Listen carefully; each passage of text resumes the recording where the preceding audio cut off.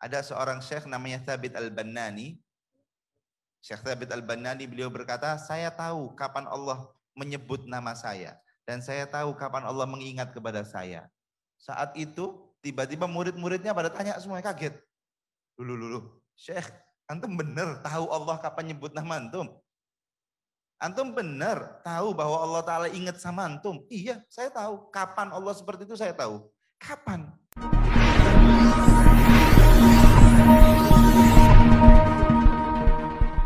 Bismillahirrahmanirrahim. Alhamdulillah. Wassalatu wassalamu ala Sayyidina Rasulullah Muhammad bin Abdullah. Wa alihi wa sahbihi wa man walah. Wala hawla wala quwwata illa billah. Ikhwani rahimakumullah. Semua saudara-saudariku yang dirahmati oleh Allah Subhanahu wa taala. Bil khusus para habaib adalah Habib Muhammad bin Ali Fatak dan semua jajaran tim Ruang Berkembang yang mudah-mudahan Allah Subhanahu wa taala terus beri taufik dan hidayah kepada kita semua sehingga kita semua bisa selalu dalam petunjuknya, bisa selalu dalam rahmat kasih sayang Allah Subhanahu wa taala dan semoga kita selalu menjadi hamba-hamba Allah yang dicintai oleh Allah. Amin. Amin ya rabbal alamin. Ikhwani rahimakumullah. Puja dan puji syukur senantiasa kita hadiahkan kehadirat Allah Subhanahu wa taala, Tuhan pencipta alam semesta yang sampai pada saat ini dalam keadaan yang seperti ini masih mencurahkan kenikmatannya pada kita semua. Walaupun dalam suasana di luar yang seakan seperti mencekik, Masya Allah. Banyak hal yang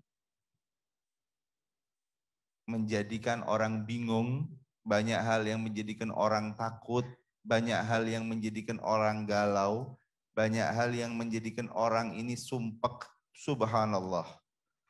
Campur aduk rasa yang dimiliki oleh manusia terutama pada saat ini. Tapi alhamdulillah Allah Subhanahu wa taala mengumpulkan kita semua pada ruang yang insya Allah akan terus berkembang. Dalam ruangan ini ataupun di ruangan yang luar nanti di sana dan insya Allah akan terus berkembang mudah-mudahan. Amin. Kita di sini sekarang merasakan dan baru saja merasakan ketenangan.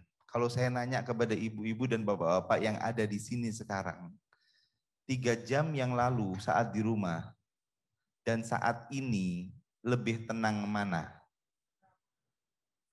Lebih tenang saat ini. Kenapa Habib? Nah, karena kita perlu ketahui, di dalam tubuh kita ini ada 2 hal yang ada dalam tubuh kita. Ada ruh, ada jasad. Ruh, istilah ruh ini ya kita mengetahuinya saat cuman ada orang meninggal udah dicabut ruhnya. Kita sering mendengar ruh ini saat ada orang meninggal, tapi seyogianya ya dan aslinya itu dalam tubuh kita memang ada ruh dan diistilahkan dengan kolbu itu tadi. Itu yang pertama. Yang kedua, itu ada jasad kita. Ada kolbu, ada jasad. Dan semuanya membutuhkan nutrisinya masing-masing. Jasad kita saat diberi makanan, saat diberi nutrisinya, saat diberi vitaminnya, saat diberi suplemennya, jasad ini akan merasa tenang, udah nggak kelaparan, ya kan? Nggak nggak ngerasa emah ataupun asam lambung, penyakit macam-macam, betul. Ini jasad kita. Lah roh kita, kolbu kita itu Habib, sebetulnya juga perlu nutrisi yang seperti ini. Antum kenal apa tidak atau tahu apa tidak? Ada orang yang gampang galau. ada orang yang gampang bingung, ada orang yang parno gampang takutan, ada orang yang pemarah temperamental, senggol bacok. Itu semuanya Masya Allah tabarakallah. Kita dapati orang-orang yang semacam itu. Kenapa Habib kok seperti itu? Ada orang yang gampang marah, gampang bingung kalau dapat masalah, gampang takut kalau ada sesuatu yang menakutkan. Seperti corona seperti ini takut Masya Allah. Sampai menyentuh orang nggak berani. Parno di mana-mana, betul. Ini semua karena ada yang dimiliki tubuh kita, ada dalam tubuh kita tapi nggak pernah dapat nutrisinya. Apa? Kolbu atau ruh kita itu. Kolbu ataupun ruh ini butuh nutrisi juga. Makanya Allah Subhanahu wa taala dalam mensifatkan orang-orang mulia yang telah dipilih oleh Allah, ala inna awliya Allahi la khaufun alaihim walahum yahzanun. Ketahuilah sesungguhnya wali-walinya Allah atau orang pilihan-pilihan Allah itu tidak memiliki rasa takut dan tidak pernah memiliki rasa sedih. Emang nggak ada yang menakutkan kepada beliau? Mungkin ada. Emang nggak ada yang buat beliau sedih? Mungkin ada. Tapi itu semua karena nutrisi dalam ruhnya ini sudah ada dan terus diisi sehingga dia dalam menyikapi sesuatu lebih tenang. Sehingga dia dalam menyikapi kesehariannya jarang galau. Walaupun kadang-kadang kita lihat ada orang-orang yang dekat sama Allah itu gak punya duit tapi tetap bisa senyum. Kadang-kadang rumahnya sederhana, jangankan orang-orang pilihan Allah. Orang zaman dulu flashback ke yang hidup 50 tahun yang lalu, yang umurnya sekarang 50, 60, 40. Antum coba kembali ke zaman dulu. Kayaknya orangnya lebih tenang daripada orang sekarang. Kadang-kadang buat makan besok nggak ada tapi tetap tenang. Kenapa? Karena mereka betul-betul ngisi yang namanya kolbunya. Karena mereka benar-benar ngisi ataupun punya ruhnya. Selalu dia isi nutrisinya. Nah sekarang pertanyaannya apa Habib nutrisi untuk kolbu ini?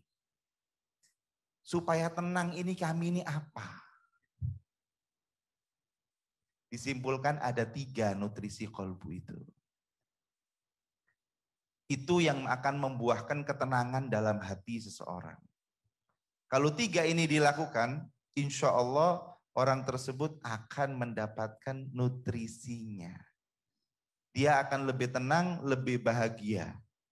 Saya katakan tenang dan bahagia. Karena kalau senang, gembira itu biasa. Tingkatannya itu senang, baru gembira, baru bahagia, baru tenang. Itu tingkatan kegembiraan seseorang. Senang biasanya dapat rezeki senang. Habis itu mungkin kalau udah habis pusing lagi. Ada gembira saat mendapatkan sesuatu yang kayak fuj'ah, sesuatu kayak surprise gitu, gembira.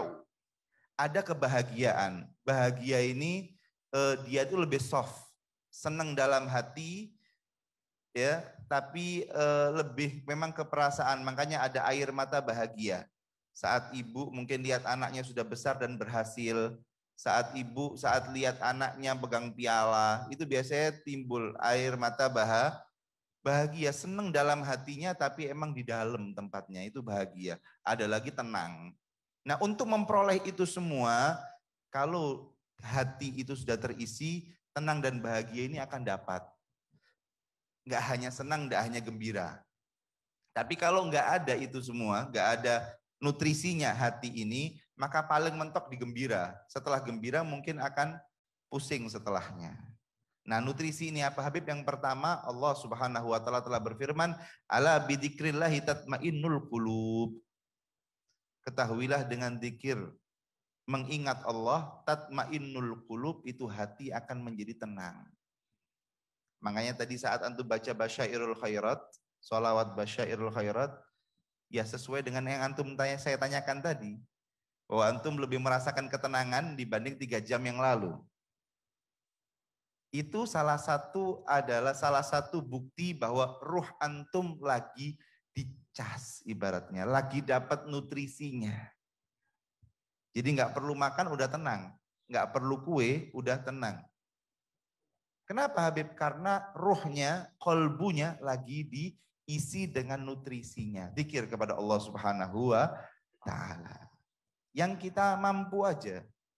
Zikir itu macam-macam.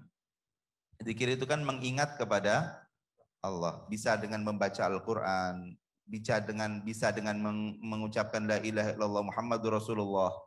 Kata guru saya, Al-Habib Umar bin Muhammad bin Salim bin Hafid, untuk pemula itu, untuk seperti orang yang seperti saya ini, setidaknya baca la ilaha illallah Muhammadur Rasulullah 300 kali setiap harinya.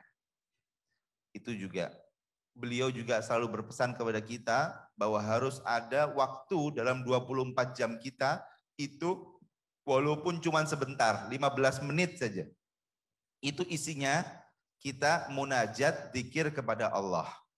Handphonenya ditaruh, semuanya nggak pegang apa-apa, cuma ada tasbih atau cuma ada sejadah, sholat di situ, kemudian kita baca zikir, kita ingat sama Allah, kita munajat sama Allah, itu termasuk juga nutrisi dalam hati kita. Zikir yang pertama. Habib sholawat yang antum baca tadi menenangkan antum, berarti itu juga nutrisi untuk kalbu kita.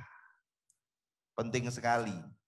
Selain itu, zikir sendiri ini adalah sesuatu yang memancing, ya, sesuatu yang sudah dipastikan oleh Allah bahwa Allah menjadikan zikir itu wasilah agar Allah mengingat kepada kita.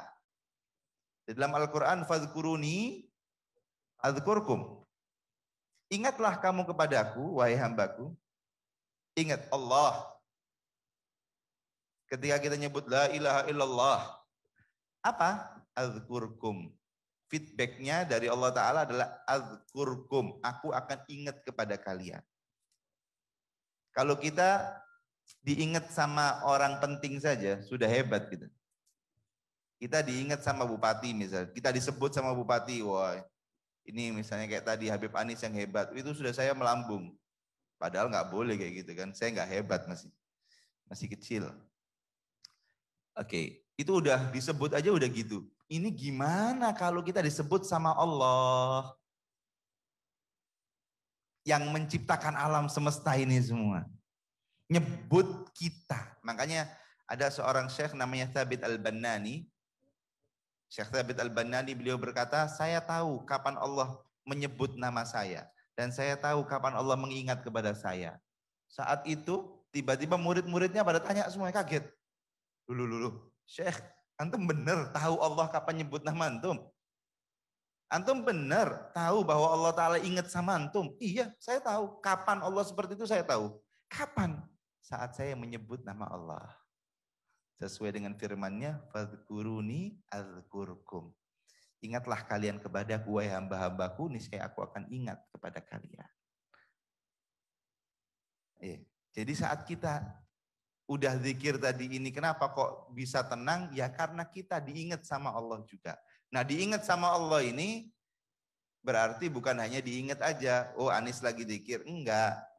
Tapi Anis mau apa nih Anis nih? Minta apa Anis dalam zikirnya? Pengen apa dia? Akan diberi sama Allah Subhanahu wa ta'ala. Fadhkuruni adzkurkum. Maka ini nutrisi untuk kalbu kita. Yang pertama adalah zikir. Kita harus punya porsi zikir dalam keseharian kita.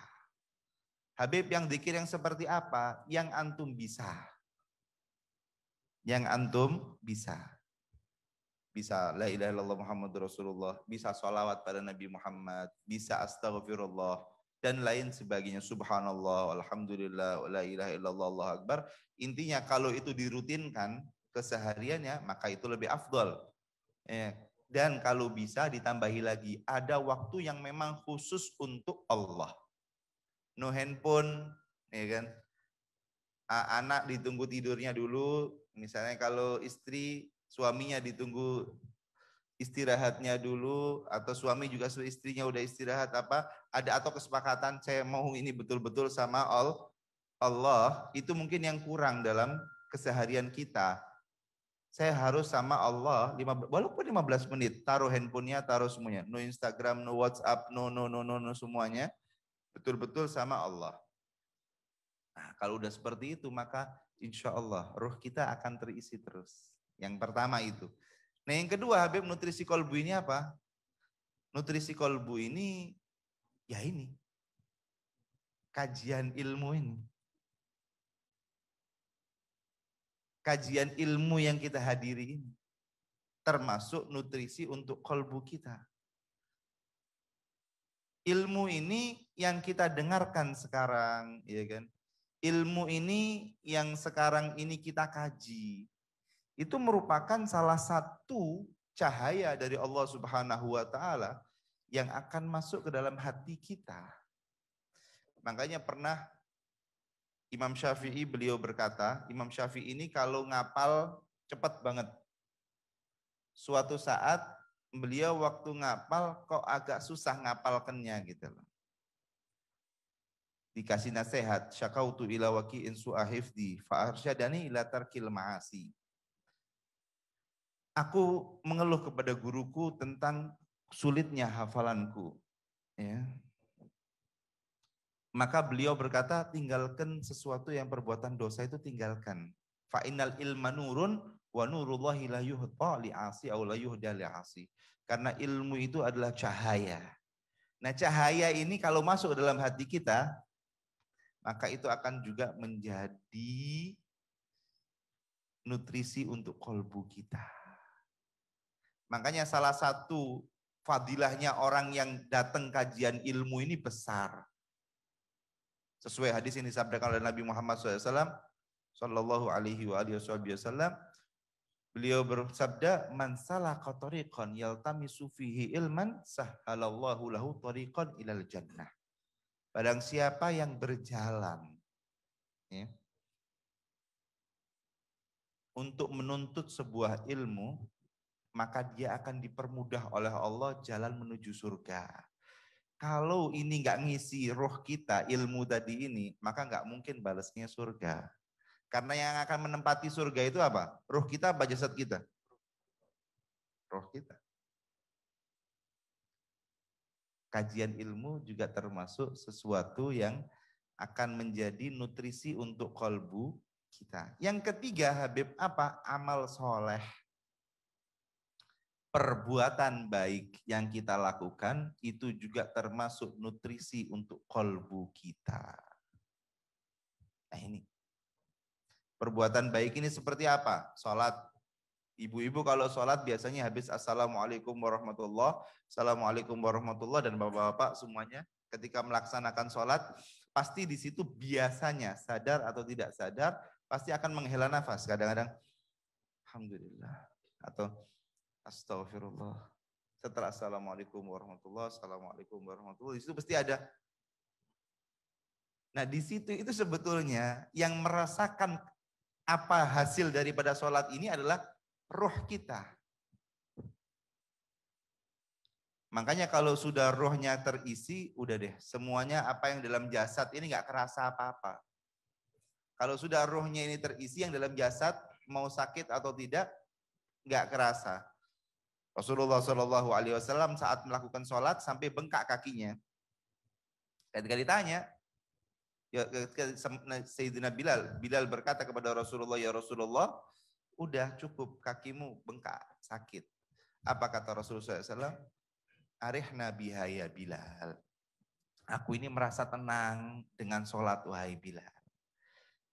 Ketika ruhnya terisi, jasadnya sakit nggak kerasa. Maka itu penting sekali kolbu kita ini untuk diisi nutrisinya. Kalau sudah terisi nutrisinya ini, nah biasanya yang muncul sifat-sifat baik. Yang ada dalam hati kita ini sifat-sifat baik yang muncul. Tapi kalau nggak terisi nutrisi dalam kolbu kita nggak ada sama sekali, maka pastikan yang akan muncul adalah sifat-sifat yang jelek, bukan sifat-sifat yang baik. Jadi apabila ya, kita udah terisi hatinya tadi ini, pastikan sifat baik akan muncul dan sifat jelek akan hilang. Tapi kalau nggak ada, ya berarti sifat jeleknya yang muncul, sifat baiknya hilang. Makanya itu ada yang namanya temperamen, ada yang namanya galauan, baper. sumpek, sedih. Ya kan? Ini semua, Habib, apakah itu sifat buruk? Ya tidak semuanya. Sedih, ya kadang-kadang sedih. Nggak mungkin Rasulullah SAW pernah sedih, ya kan? Tapi gampang atau terbawa terus. Kan ada orang itu mukanya murung terus. Iya kan? Ada juga orang yang temperamen, nggak ada salah sedikit kecuali langsung dia marah. Atau ada kesalahan sedikit, nggak nyapa 2 tahun, 3 tahun sama, kadang-kadang sama saudaranya. Ya ini semua karena hati yang tidak terisi. Coba kita fokus di dalam nutrisi kolbu kita tadi ini, maka insya Allah mengisi nutrisi kolbu kita tadi ini, maka kita akan menghiasi hati kita, yang mana hati ini hadirin adalah mesin penggerak semuanya. Hati ini mesin penggerak. Kalau ada misalnya mesin, ya on off-nya sudah ada, dinamonya juga sudah ada, ya, tapi tidak ada yang menggerakkan, nggak ada yang buat ini jalan, kira-kira bisa berjalan apa tidak? Nggak bisa. Apa yang membuat ini berjalan, Habib? Hatinya. Makanya kadang ada orang males mau ibadah. Makanya kadang-kadang ada orang bahkan kalau diajak ibadah marah-marah. Ini semua karena ini tadi, hatinya tadi ini. Ini sumber tenaganya, sumber energinya ini yang lagi drop. Nah, kalau sumber energinya lagi baik, semuanya kayak subhanallah bisa dikerjakan. Maka ini terutama hati ini adalah tempat pandangan Allah. Tempat pandangan Allah hati. Dikatakan oleh Nabi Muhammad SAW melalui sabdanya, Innallaha la yanzuru ila ajsamikum wala ila suwarikum walakin yanzuru ila qulubikum wa a'malikum. Sesungguhnya Allah Subhanahu wa taala tidak memandang kepada jasad dan kepada peringai kalian. Mukanya ganteng, hitam, jelek, merah mukanya, hijau misalnya, kayak hulek. Ya, itu nggak dilihat semua sama Allah Subhanahu. Yang dilihat sama Allah apa? Walakin yang dulu ila qulubikum. Hati dulu. Wa a'malikum, dan amal. Jadi yang pertama dilihat apa? Hati. Karena minta maaf. Banyak orang yang beramal Masya Allah. Kalau amal dohir ini, banyak yang bisa melakukannya. Sholat bisa. Tapi setelah sholat, ya, kalau hatinya nggak benar, misal kata lihat orang lain nggak sholat, kemudian dia sombong dalam hatinya, ini orang dari dulu nggak sholat. Berarti apanya yang kotor? Sholatnya diterima nggak? Bisa jadi diterima, cuman kayak tong bocor. Diisi tapi hilang lagi pahalanya. Diisi pahalanya hilang lagi. Kenapa? Hatinya lagi nggak beres. Nah ini penting sekali untuk kita fokus ke dalam ini tadi. Mengisi hati tadi ini dengan nutrisinya dan membenahi. Karena efek daripada ngisi nutrisi tersebut, efek terbesarnya adalah hati akan menjadi baik. Nah, tapi juga kita harus wanti-wanti gitu loh. Kita juga harus terus introspeksi hati kita tadi ini. Makanya nanti ke depan di episode-episode selanjutnya, mudah-mudahan istiqomah insya Allah. Di sini kita akan membahas tentang apa di dalam hati seseorang ini. Harus punya sifat apa sih Bib sebagai muslim ini? Kita ini harus punya sifat apa? Yang betul-betul bisa menjadikan kita sebagai muslim sejati. Muslim yang betul-betul diterima oleh Allah Subhanahu wa taala. Muslim yang betul-betul tahu bagaimana cara beribadah kepada Allah secara ritual dan secara spiritual. Ritual sholat. Tapi yang membedakan sholat kita dengan sholat yang lain apa? Hati kita. Lebih khusyuk apa tidak? Itu urusan apa? Hati. Kemudian sholatnya biasa-biasa saja atau beda? Beda gimana, Beb? Saya kasih sebuah cerita. ini mungkin bisa mengetahui, oh ternyata fungsi hati itu betul-betul sangat dibutuhkan gitu loh. Perhatian kita terhadap hati itu sangat penting sekali. Ya. Apa yang pertama? Sayyiduna Ali Zainal Abidin radhiyallahu taala anhu. Beliau saat wudhu itu mukanya pucat. Pucat. Ketika ditanya, kenapa kok pucat Sayyidina Ali? Kata beliau, atadri baina yaday man agum. Kamu tahu nggak sih, aku ini mau menghadap kepada siapa? Persiapan untuk menghadap kepada Allah, Tuhannya, sampai beliau pucat. Kita, Muslim, udah dipanggil Allahu Akbar, Allahu Akbar. Ya kadang-kadang kita, oke lah masih di apa namanya, disambi dulu lah, ntar lagi satu. Saat sholat pun kita udah wudhu, Allahu Akbar. Setelah itu salam, Rabbana atina fid dunya hasanah wa fil akhirati hasanah. Makanya ada yang STMJ. Sholat terus maksiat. Padahal sholat ini adalah apa? Inna sholata tanha anil fahsya'i wal. Sholat ini betul-betul mencegah seseorang untuk berbuat kemungkaran. Jangan sampai sholatnya adalah pencegah orang untuk berbuat kemungkaran. Lah tapi kok ada yang STMJ, Bib? Nah ini sholat tapi kayak kerupuk. Bukan sholat kayak daging. Kerupuk itu ada dohirnya, keres habis. Daging jadi apa?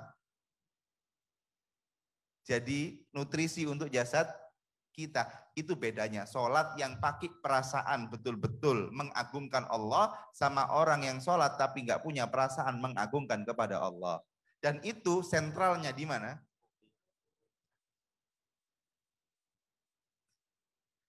Itu kalau ibadah. Kalau maksiat, Bib, pertama kali maksiat yang dilakukan oleh makhluknya Allah di hadapan Allah itu maksiat hati.